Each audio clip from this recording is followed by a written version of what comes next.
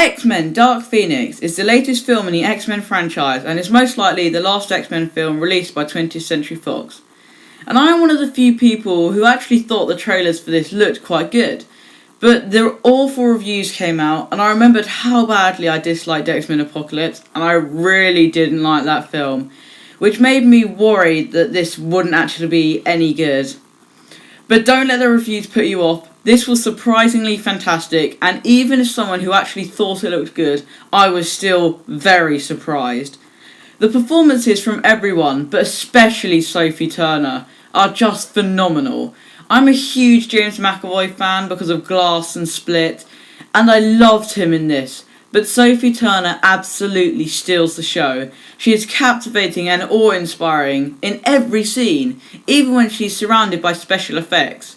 Nicholas Hoult does an especially great job, and there's a scene in the kitchen between him and McAvoy that is just incredible to watch. But Sophie Turner is the absolute star of this film and steals every single scene she is in and just lights up the screen. She is absolutely phenomenal. And the action is also great, in particular a scene in New York and a train sequence, which makes up the majority of the third act. The X-Men use their powers in such amazing and just jaw-dropping ways that I actually gasped at certain moves they did. They are so entertaining to watch, but the film knows when to stop and to turn up the intensity rather than have big action, but to have a slower but more intense character-based scene. And in particular, the climax of the scene in New York had me on the absolute edge of my seat. Again, Sophie Turner and James McAvoy giving it their all. And I was surprisingly very engaged in the script and the story, and I'm not an X-Men mega fan either. And certain plot developments were really gripping, and I really felt for the characters. I felt that Simon Kinberg's script, apart from a few moments of dialogue, was actually really strong. Kinberg's direction was also fairly good. A few shots looked great, and one moment where the film cut to a different character in a different scene was just fantastic to show the contrast between the two characters that it cut between. And it showed that Kinberg clearly loves and understands and has real affection for these characters that he's worked with for nearly 20 years now, and he puts real care for them on display throughout the film. The third act, which mostly consists of the aforementioned train sequence, is just exhilarating and really ends the film on a high. The hair and makeup for this is fantastic.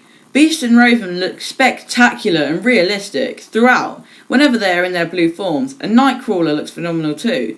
This is not usually something I'll pick up on whilst watching a movie, so that shows they did a really great job. And Sophie Turner's hair looks phenomenal throughout. However, the second act does become quite boring, but it's the shortest act of the movie, so it's not too much of an issue.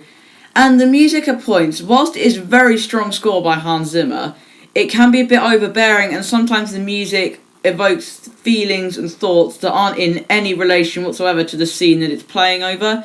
And sometimes they're playing it so loud over the thing where it just doesn't feel like a scene that needs this big, dramatic, powerful music. And it just felt a bit odd and out of place sometimes, and I don't really think they knew where to use Hans Zimmer's incredible score at certain points in this. And the villains are mediocre, they're only really there to serve the plot. Jessica Chastain does her best with what she's given, but again, she isn't given that much. And the CGI dialogue is very occasionally quite shaky, and towards the end of the third act, there's some quite cliched dialogue that is, to be honest, pretty poor. I'm going to give X-Men Dark Phoenix an 8 out of 10.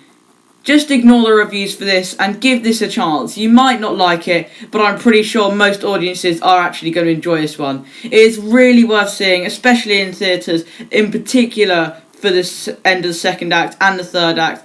And one scene at the end of the first act in particular was just astonishing. It's really worth seeing in theatres and is very entertaining at the least. That's my review of Dark Phoenix, guys, and I hope you enjoyed it. Goodbye.